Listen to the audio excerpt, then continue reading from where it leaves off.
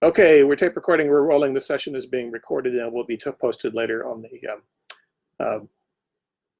my TCC Blackboard recorded presentations page, as well as the recording of last Wednesday has also been posted. There's a lab walkthrough on that. So you can see how that works, compare that to the packet tracer recording as well. Okay, so in this section, chapter 3, we're going to look at some principles of communication, standards and so-called protocols in networking communication, all these confusing protocols.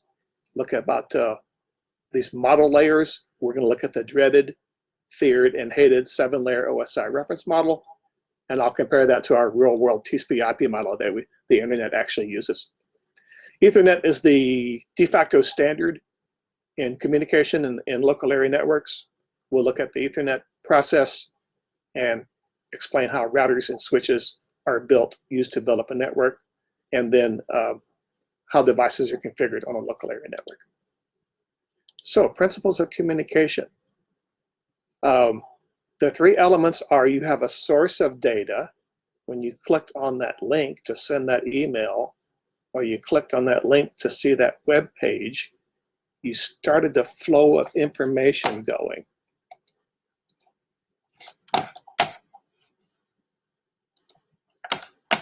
Hang on, let's just check in for attendance here. 1, 2, 3, 4, 5, 6, 7.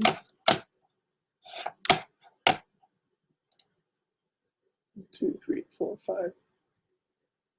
I'm missing somebody. Hold on. 1, 2, 3, 4, 5, 6.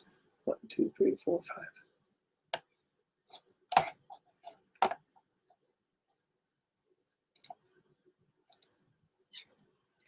So we have our source of destination. When you click on a link, you start a flow of information going, and then we have a destination. So typically, your client computer running a web browser program would be the source.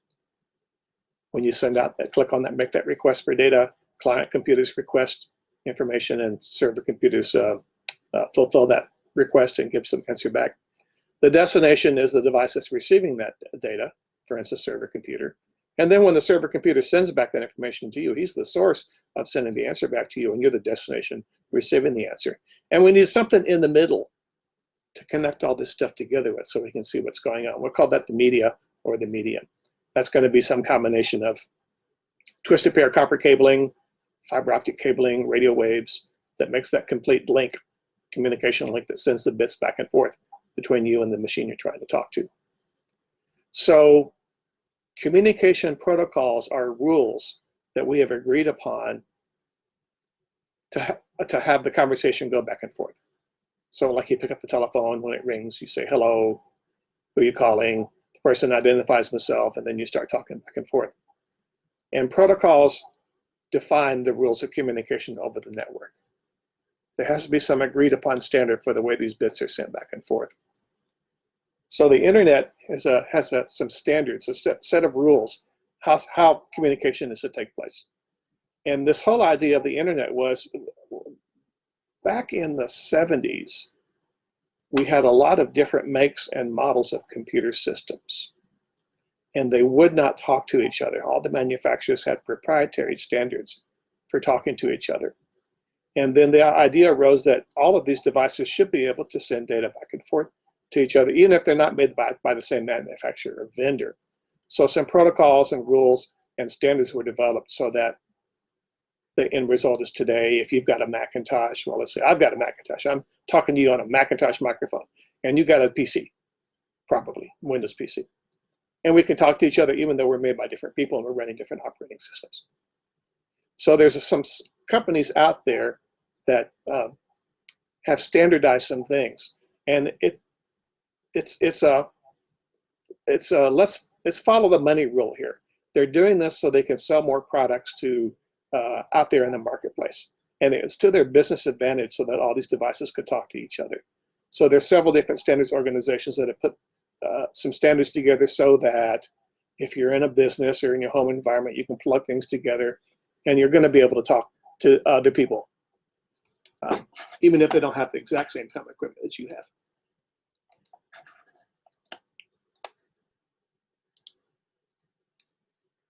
So these protocols interact with each other. And let's look at this diagram on the bottom here. We have a sort of This is our first look at what we call a layered model. So when you click on that web link, you started the flow of information, and your web browser uses a protocol called Hypertext Transfer Protocol.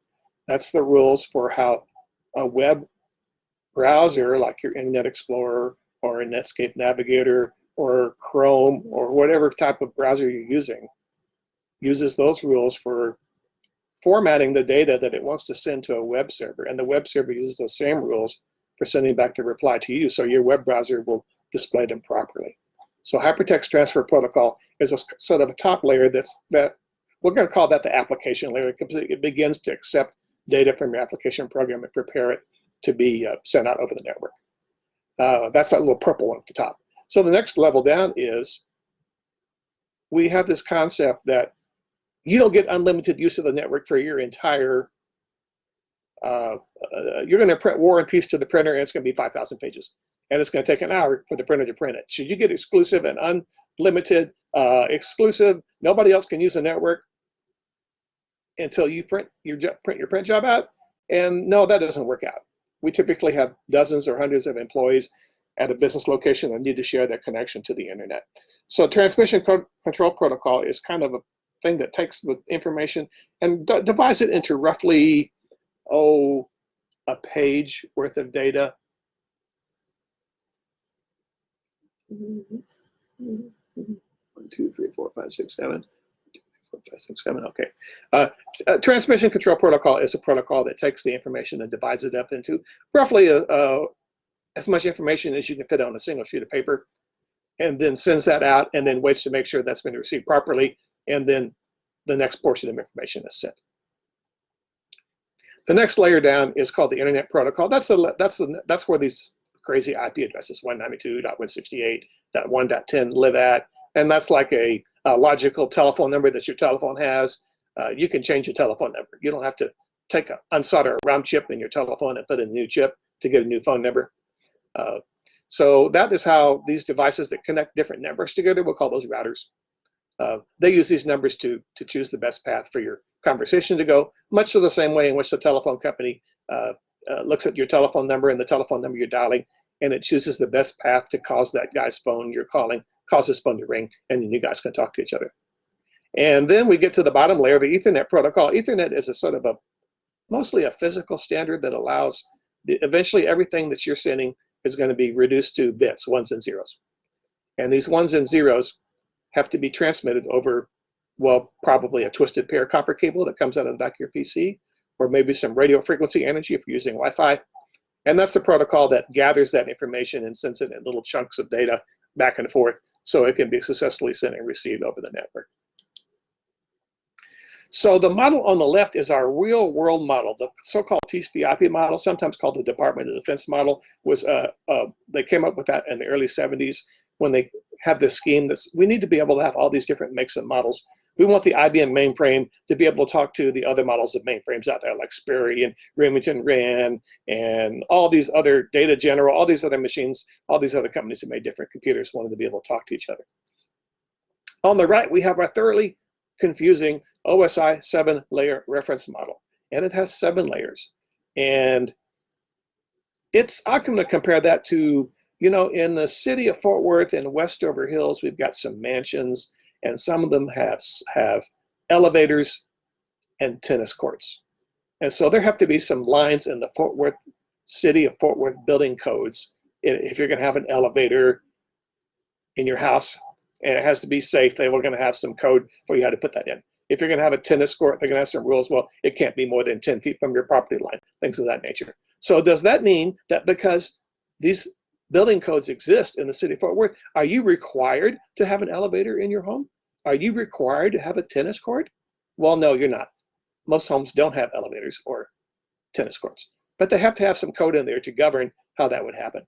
So we have this needlessly complicated 7-layer OSI reference model, which is useful in education, useful in network education. We'll talk about the physical layer being the bits, the ones and the zeros flowing through a wire. But we have our real world TCP/IP model on the left, which is going to be useful for things how the stuff works over the network. The application layer accepts some data and begins to prepare it to be transmitted over the network, and then it goes down to the transport layer, where it's divided into manageable size small chunks, because you don't get to use the network all by yourself. You have to share it with everybody else. Then it'll go down to the internet layer, where it's assigned an IP address, which is like getting assigned a telephone number. And then it'll go down to the network access layer, where it will eventually be turned into bits and shot out over the network. Yeah, nothing complicated about that, right? So let's look at the language of networking. So this OSI model is going to divide into 7 layers, and the top 3 layers, application, presentation, and session layer, these are the layers that communicate with some application program. Now, you remember from your Computers for Terrified Adults class, we had a concept called application programs. These are programs that do something like do word processing, or do Excel spreadsheets, or create a PowerPoint presentation. Do something useful on the network, on the computer, and you need to send your Microsoft Word file to maybe the printer, and it needs access to the network so it can do that.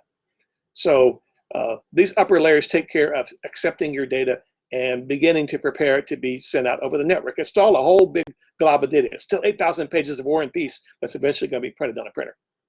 Then the lower layers are the ones that actually take care of dissecting the 8,000 pages into 1 page at a time, and giving it a number so that it can be identified as to what computer it goes to, and then giving it a physical address so it can be told from other computers when it goes through those network switches that we're all plugged into, and then finally down to the physical layer, changing those 1s and 0s into some kind of electricity, or some kind of light through a fiber optic cable, or some kind of radio frequency energy through the air, so that we can get that information transmitted from one point to another point. So both models are used, particularly the 7-layer model is commonly used in education. The one on the right now, the TCP/IP model, is what the actual internet is based upon. So let's see, how do we memorize this application, presentation, session, transport, network, data link, physical? If you're going to go for your CCNA certification, you're supposed to know these things. So let's see. All people seem to need data processing is one phrase you can remember to remember that. I go from the bottom up. Pauline did networking till she passed away. So we're going to see these in network. Let me say at this point that teaching networking is kind of like herding cats. There's no one good place to start. It's kind of like when you started taking maybe a foreign language Spanish class, and you were just overwhelmed with all these terms and masculine and feminine nouns and numbering and all this other stuff. And after about a month, the Spanish started to make sense to you. So networking is like that. You may feel overwhelmed, and then it will gradually, the light will come on and you'll begin to get used to it. Okay, let's talk about wired networks. You have a home router at home, and it's got these 4 plugs on the back that you can plug in a wired device like a desktop PC. Of course, it's also got Wi-Fi, and you don't have to use the wires if you don't want to. So back in the 70s, we had all these different proprietary vendor or manufacturers that make these devices. So we had IBM and National Cash Register and Digital Equipment and Hewlett-Packard and Xerox, and all these people had all these different protocols or standards for how they would send their 1s and 0s out over the wires. Well, Xerox invented this thing called the laser printer, and it was kind of expensive. It was like $10,000, and it was too expensive for every secretary, word processing clerk to have their own. So they came up with, almost as an afterthought, they said, we need some way of sharing this laser printer among, say, 10 secretaries. So they came up with what we today call Ethernet. It was a means of wiring all these 10 computers together, and all 10 computers could run a word processing program at the same time, and they could all print to the printer. And the printer was so fast it could print 10 word processing documents very quickly, compared to the old dot matrix printers or think of your Inkajet printer. It's not that fast. So when we get to the 1980s and 1990s, we had some standards for wiring these together. We had Ethernet, which eventually would be the predominant one. This IEEE 802.3, that's the international electrical engineers organization are the ones that came up with they codified or wrote down the rules for what Ethernet should be. And then we had some other standards. So like here at Tarrant County Junior College in the 80s, when I worked here in the 80s, we were looking at a bunch of different standards. How do we wire together? You know, we're starting to buy all these IBM PCs and things of that nature that came out in the early 1980s. And we wondered, well, what standard should we use for plugging them all together with? We had some ARCnet, we had some token ring, we had all sorts of different standards for plugging these together. Ethernet eventually won. And it won out not just here at the junior college level, but it won out throughout industry. And today, Ethernet is a standard that we use to plug everything together with. That telephone plug on steroids thing, that RJ45 connector that you see on networking equipment like the back of your PC, when you plug in that blue cable and plug your back of your PC into the wall socket, and then when you're at work, or you maybe plug it into your home router, that's the standard that we use today for transmitting information physically back and forth across networks.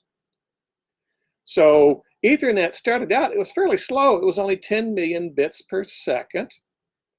And they started making improvements on it. In the 1990s, they got Ethernet that was 10 times faster. It was called fast Ethernet. It was 100 million bits per second. And then toward the end of the 1990s, we started getting gigabit Ethernet, which is 1 billion bits per second.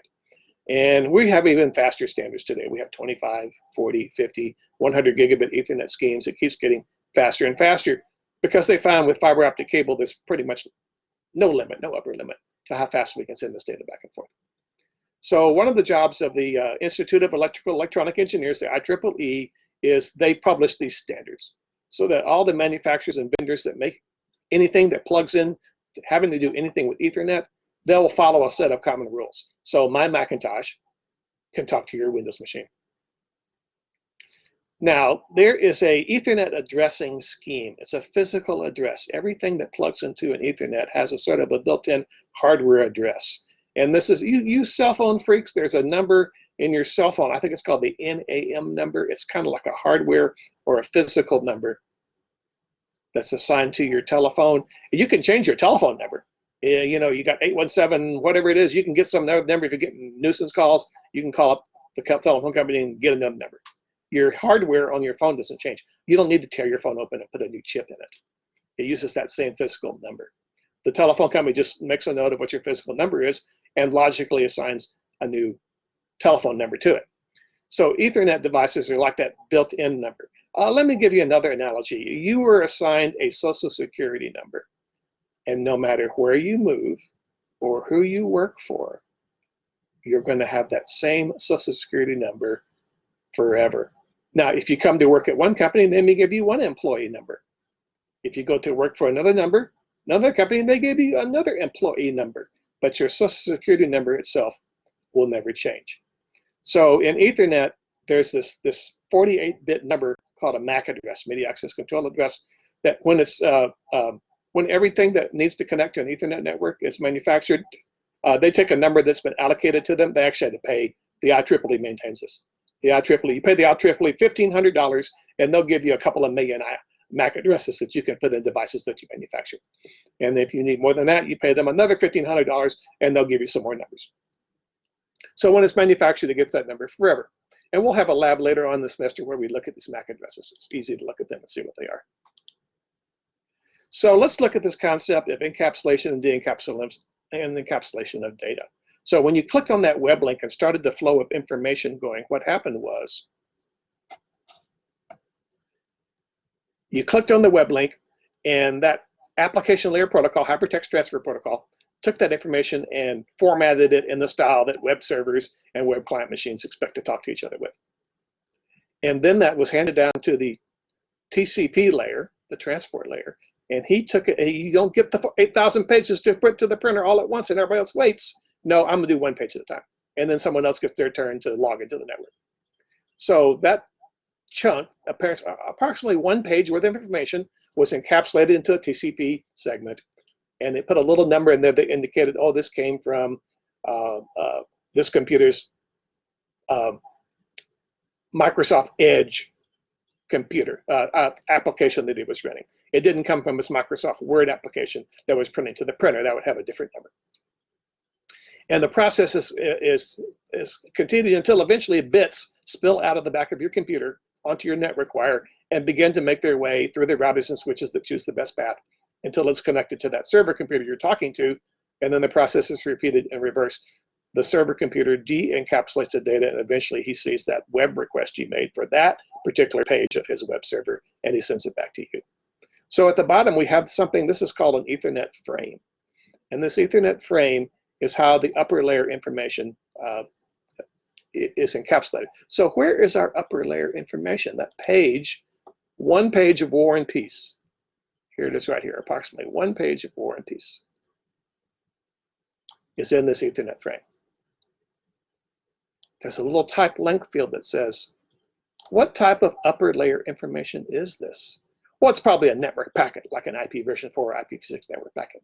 That's what that information is.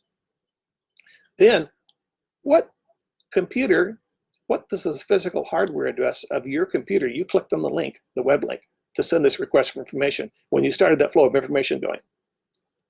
And then we have the address of what is my closest link that will eventually relay my message to that server.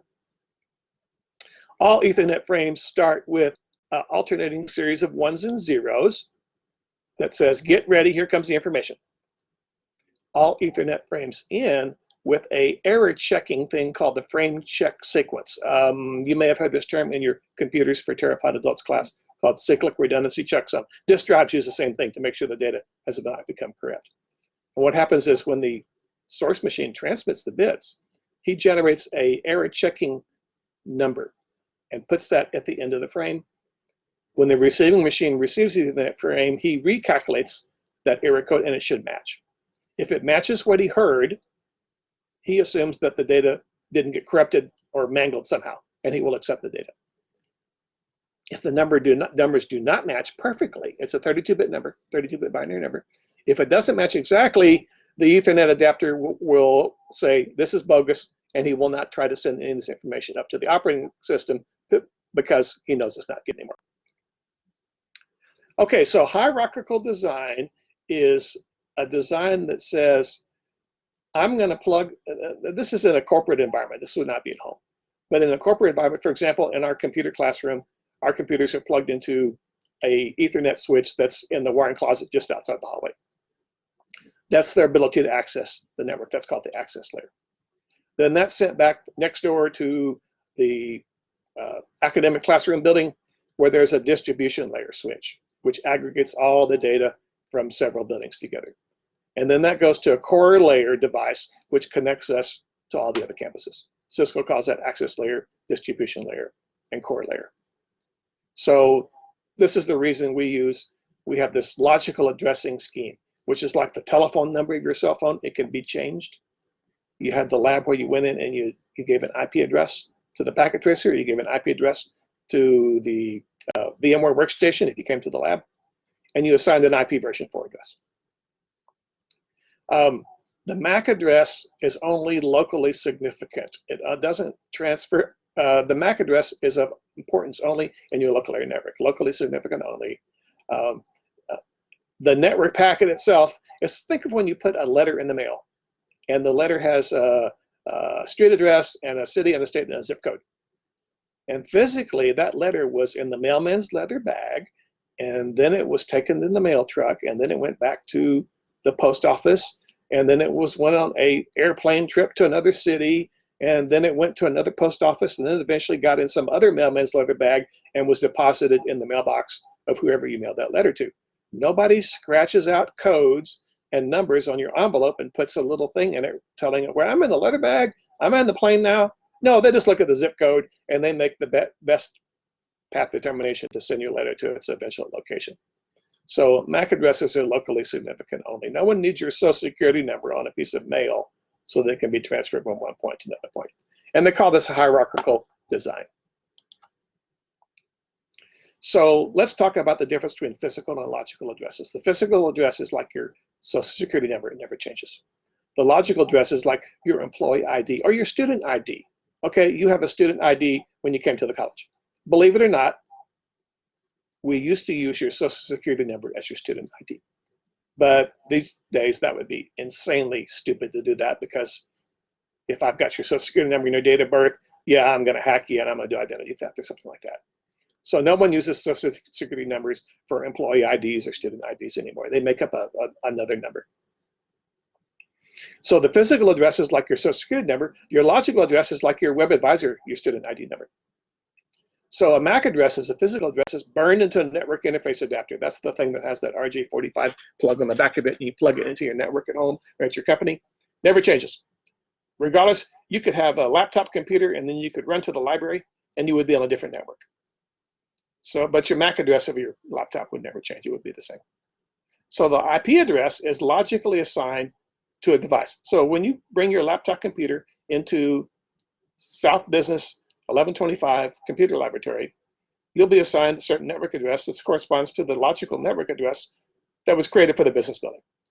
If you then ran to the library, you would lose that address. You would be out of range of the network adapter, the Wi-Fi adapters we have in the business building, and you would be in range of the Wi-Fi adapters we have in the library. You would get some sort of different logical address that would be assigned to you. So logical addresses are kind of like telephone numbers. Telephone numbers have, in the United States, a 3-digit area code prefix, and then a 7-digit tells you what individual number it is, and like Fort Worth has 817. And then the last 7 numbers is which phone number in Fort Worth are you? So on the network, the left-hand portion of the number tells you what network you are a portion of, and then the last part of the numbers of the IP address tell you which individual host machine are you on that particular network. These are both needed to be able to communicate on a hierarchically based network. The MAC address takes care of physically transferring your bits from you to what I call your friendly neighborhood router. That would be your home router at home, or the business router that's at your business, and he makes the best path determination to send your data on its way. And then the logical address takes care of the routers so they can find the best path to send your information from your company to their company, from my ISP to his ISP. So let's look at building networks. So if we look at the left portion of this diagram, think of you guys that have come to taken any classes on campus in a computer lab, and there's probably 25 computers in most of our computer labs. There's 24 student computers, and there's a teaching machine, and there's a printer, and there's an IP-based telephone, and we call this the access layer. So this is the point where all the, remember our end devices and our intermediate devices from last time? End devices are endpoints, or PCs, or printers, or servers. Intermediate devices are the devices that connect everything together and make the best path determination. And then we have our media that actually, the wire or the cable that plugs them together that makes the connection between all of them. So at the South Campus, you come into the business lab, the South Business 1125 Computer Lab, and there's a bunch of PCs in the room there. And they're all plugged into wires. You can see the wires going up to the sides of the wall, and they vanish into the ceiling. That's the access layer. That's where devices access the network with. Then these switches, these little rectangular shaped boxes that are in the wiring closet, plug everything together, and then they have a piece of fiber optic cable that goes back to the building that's next door to us, the academic classroom building. It's got some more expensive Cisco distribution layer switches that aggregate all the traffic between several buildings into one connection. And then that goes back to our core layer router switches that connect us through, we lease a service from the telephone company that connects all our campuses together, because we can't dig our own ditches and run our own fiber optic cable. Only the phone companies can do that. So that's access, distribution, and core layer.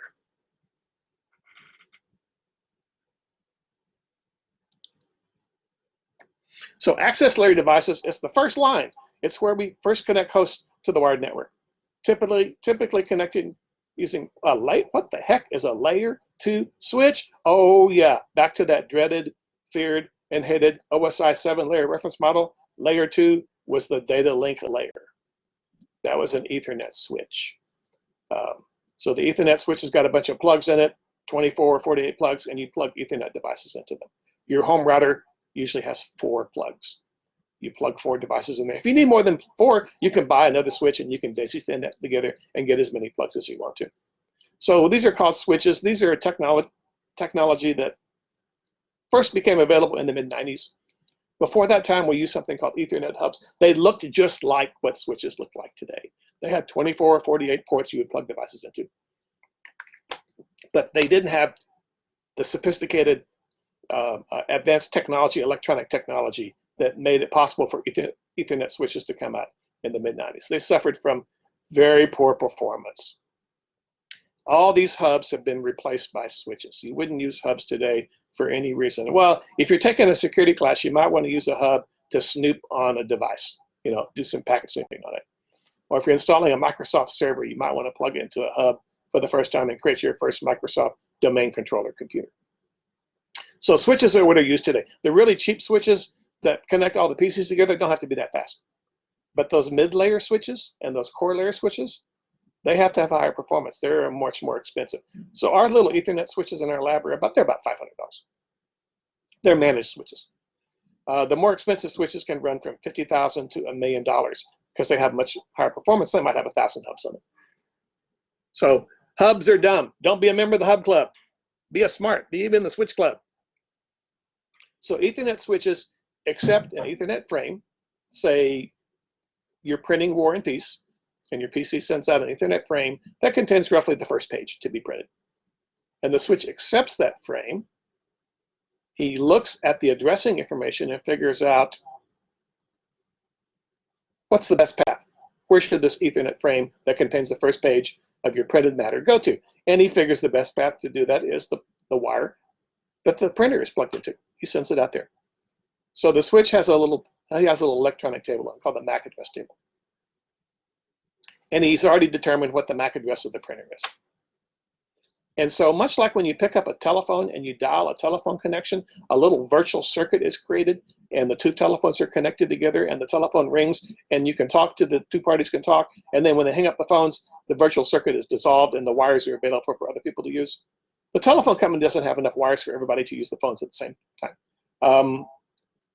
A good illustration of this would be on Mother's Day, when you try to pick up the phone and call your mom, and you get the doo-doo-doo, all circuits are busy, try again message.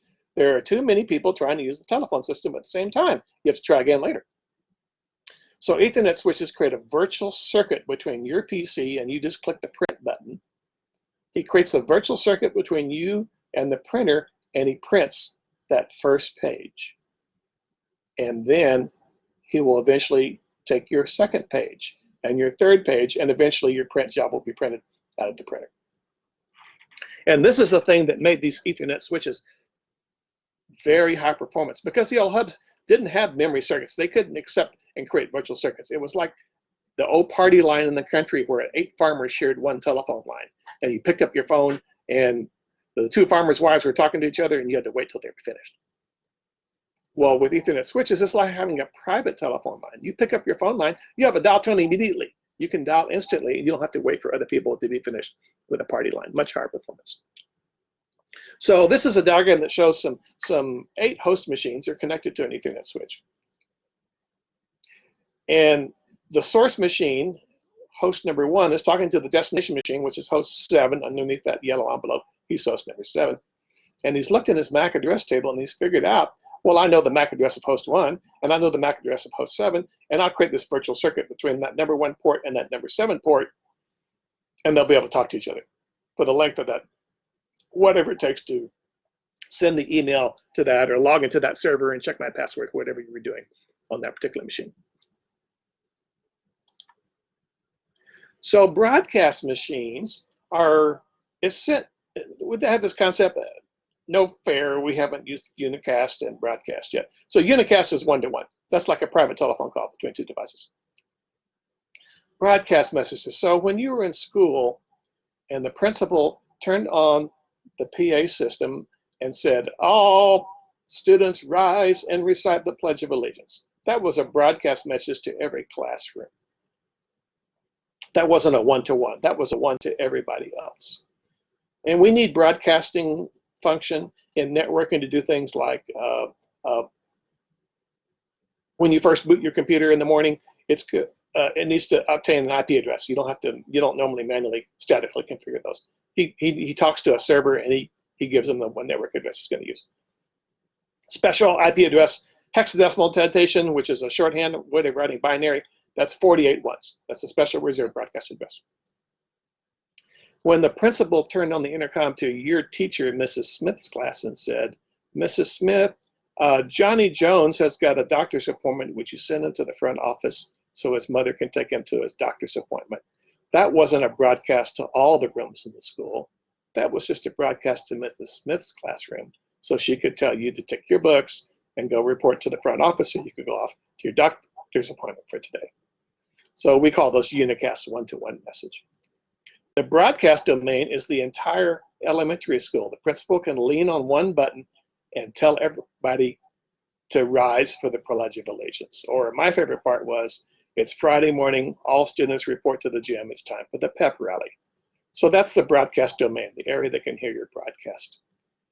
When you plug into an Ethernet-based switch network, it may be more than one Ethernet switch. If it's more than 24 devices, that's a broadcast domain. So when an Ethernet switch receives a broadcast, just like when the principal leaned on the button and said, rise for the Pledge of Allegiance, everybody should hear that. So Ethernet broadcast with that special destination address of all ones, FFFFF, it goes to everybody else because everybody else needs to hear it.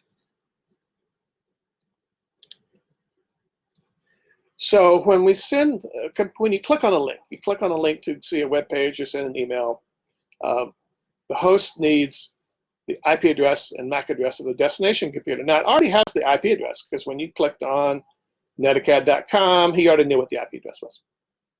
He might not know the MAC address of his friendly neighborhood router who's going to receive that information and make the best path determination and send that forward. So the IP address is typically known. How does the sending host determine the destination MAC address? He sends out a special broadcast. Oh, this needs to be a broadcast. This sounds like this. You click on a link, and under the hood, you don't see anything on the screen, but here's what happens to your PC. Your PC says this: broadcast message, calling all stations. If your IP address is 192.168.1.1, that's the typical address of a home router, send me back your MAC address because I have a relay. I have a message I want you to relay to the internet. This user has just clicked on a web link, and I need to encapsulate it in an Ethernet frame and send it to you. And I can't do that until I know what your exact Ethernet address is, not the broadcast address, but your specific Ethernet address that you paid $1,500 to the IEEE and they let you use this address. So the sending host uses address resolution protocol. He sends out a broadcast message, and the router responds and says, hey, my broadcast address is this. Stop shouting, and I'll go ahead and take your Ethernet link, or your web link, and forward it to the web server you're trying to connect to. IP version, no fair, we haven't talked about IP version 4 and IP version 6 yet. Okay, IP version 4 is the old standard 32-bit addresses like 192.168. IP version 6 is something that came out toward right near the beginning of the 2000s, which used more digits. Telephone numbers, we used to have one area code in Fort Worth, 817. We used to have one area code in Dallas, 214. And everybody started having dial-up modems and fax machines and pagers, and all of a sudden now we got 6 area codes in Fort Worth.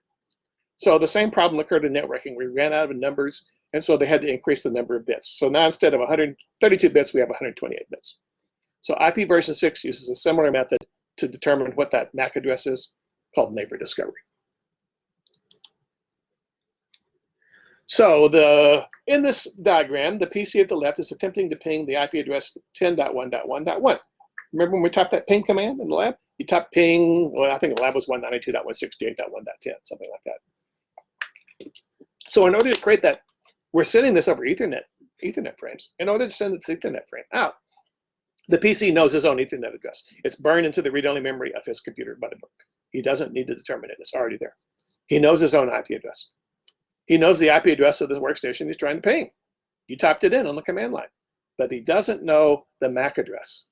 So what he does is he has a thing called an ARP cache. Anytime a computer communicates with another device with another MAC address, he temporarily stores that MAC address for about 3 minutes. And if it's been more than about 3 minutes, he will have forgotten it. Okay, if it's been less than 3 minutes, you just pinged it, for example, he won't need to ask you again, he remembers it. But if it's been more than about 3 minutes, it's not in the ARP cache anymore, that gray diamond triangle in the middle. And he has to send an ARP request to that 10.1.1.1. So he sends out the ARP request, destination broadcast address, and the router will reply with the MAC address of the router port, and then he'll be able to send the ping packet.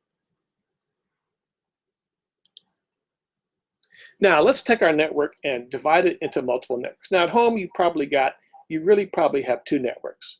You have your Wi-Fi based network for your wireless devices, and you have your wired networks for your wired devices. You've actually got a third network. It's that wire that goes to the cable company or the telephone company that gives you a connection to the internet. So the job of routers is to connect networks together. So at home, your home router is connecting your Wi-Fi network and your wired network that uses the RJ45 4 connectors on the back of your home router, and that connector that goes off to your cable modem or telephone modem and goes off and connects to the telephone company or the cable company. In larger corporations or companies, we typically have more than one network. So for example, in the computer science building, we have about 8 networks. They're divided so that we don't have so many devices creating so many broadcasts in one particular network. So we're going to divide the network up into smaller subnetworks, and that's going to give us better performance. It's going to increase security because, for example, most companies have a marketing department, and the marketing department is so jealous about their new forecast for next year, they don't want anybody else to see it. So we could increase the security and put them on their separate networks. Or if a company has multiple locations, like we have the Northeast campus and the Southeast campus, and we have several different locations that are connected together with telephone lines. That jagged lightning bolt red line represents a least circuit we get. We call those wide area networks instead of local networks. Or we could logically group them by department, which is very common. We might put the marketing department on one network, the advertising department on the second network. We might put the administrators on the third network, and the students on a fourth network. So there's different ways that we can divide networks based upon different business needs. So now that we've divided them into separate networks, we already looked at our Ethernet switches and we plugged everybody in the student lab into an Ethernet switch. Now we need to connect that to the rest of the Tarrant County College network so you can get to the internet. We need routers for that. So routers in the routing process, which determine the best path, they connect all the networks together.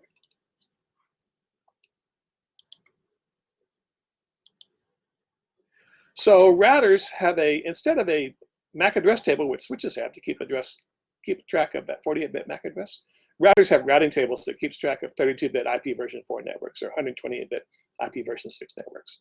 So routers connect to other routers, and they have I call it, this is not the correct term, I call it routing by rumor. Routers tell all the other routers they're connected to all the networks they know about. Eventually, everybody's connected to some router, directly connected to some router. You're directly connected to the router that's in your home router. He knows about your home network. So routers share information with other routers, and in this way, they build up a little scheme that no matter what destination you're trying to communicate with, what web server it is, what mail server it is, he's going to know the pathway to get there. So they use the things called routing tables, as distinguished from MAC address tables that are in switches. And they forward packets to another, if you're going between two Wi-Fi devices at home, they'll be routed back and forth to each other. If you're talking to someone on the internet, it will go to your cable company connection, and the cable company $1 million routers will find that connection for you. So routers build their routing tables by adding their locally connected networks, and then they learn about other networks using routing protocols. Now, if you guys that are going to continue to get your full CCNA certification and take the remaining 3 courses, we're going to talk about routing protocols in one of the last 8-week courses. And we use one called OSPF, Open Shortest Path First. Is the routing protocol that's taught for the CCNA so you can connect different routers together and have them connect stuff back and forth. And we do labs where we have several routers. We'll pretend that one's in Madrid and one's in London, and we'll plug them together and get them to route information back and forth.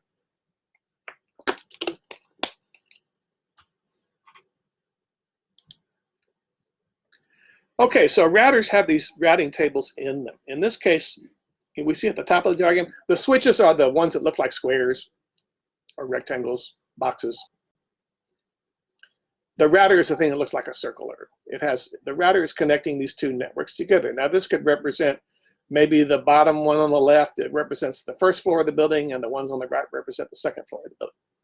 So the router has added these 2 networks to its routing table. Now if host number 1 wants to send a packet, let's see, someone says, Professor, is it true? Hold on, I can't read that. Let me put that back there. The question was raised. Where did it go? It just popped up and vanished.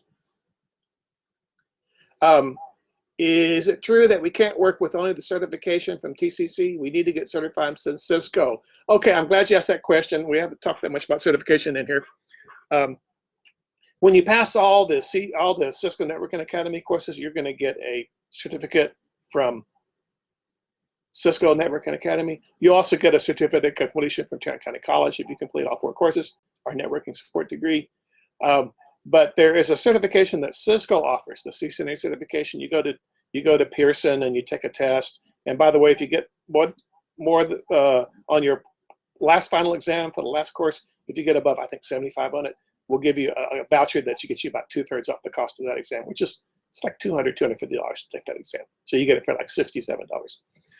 In the industry, hiring managers prefer people that have the CCNA certification. But good luck. Good deal. The Cisco Networking Academy covers each, and we're going to cover, if you take all 4 of these 8-week courses, we're going to cover each and every objective that's on that CCNA certification exam so that you'll be able to understand it and pass that particular exam. I'm glad you asked that question. Okay, so host number 1 on the left is trying to send a packet to host number 7. So they're on different networks. The switch can't, the host number 7 is not connected to the same switch that host 1 is. They're different networks. However, they're connected together. The 2 switches are connected together with the router. So host number 1 would send a packet, and eventually that packet would reach the router, the round thing at the top, and he would look in his routing table and say, oh, I know about that other network. And he'd send it to his network switch, and host 7 would be able to receive it.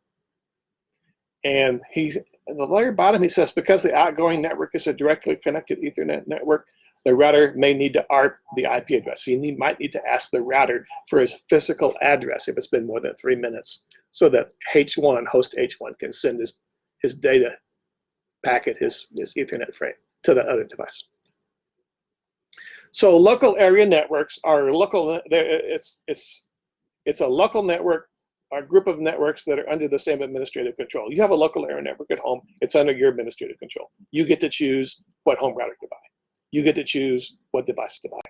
In business, the network person who works for the business will decide what ISP we're going to use, what types of devices are we going to buy. Tarrant County College is kind of a Cisco shop. We buy all Cisco routers and switches because that way our technicians are familiar with the commands and everything to connect them together with. So a local area network is very fast, typically limited distance because we're limited about 328 feet for twisted pair cable, or if we use fiber optic cable, we can connect the buildings at South Campus together because it's more than 300 feet between most of the buildings. The internet is the land that belongs to an organization. So Tarrant County College has an intranet. It's all our campuses are connected together, and it's only accessible by our employees.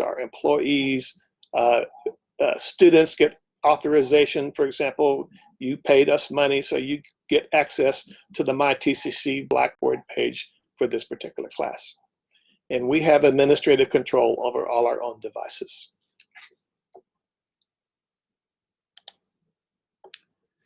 So when we create a local area network, we're going to assign them to a local area network. We could put them in one network segment. That's simple. Small company might do this. Lower complexity, less complexity, lower cost. Everything can see everything else. The disadvantages is if they're all connected together in one network, there's more broadcasts. So that causes more traffic and it could slow network performance. Now, if we do the graphic that's shown at the bottom, let's put them in different network segments. If the network is more larger and more complex, and the rules start to break down when you get more than about 10 or 20 employees, simple networks start to become unmanageable and too noisy and too many broadcasts. We want to divide them up into smaller network segments. And what if we have one office in one city and one office in another city? We can't run our own wire. We actually have to lease a leased data line of some sort from somebody, cable company or telephone company, and connect them together. So in larger concerns, if you place the hosts in remote network segments, we can build larger, more complex networks. We can reduce our broadcast problem, decrease traffic, and that's more traffic available, higher performance for each individual device. It improves network security, so the advertising department or rather the marketing department can have their secret plan, and their little server can be inaccessible to anybody else. It does require the use of routers, and routers are not free. This is a Cisco course, so we talk about Cisco routers. Other companies make routers and switches as well. And by the way, just because this is a Cisco Network and Academy course doesn't mean that if your company that you eventually work up for uses other brands of routers and switches, you won't know anything. About 80% of the stuff we're going to cover in this course applies to all networking, no matter who makes the devices.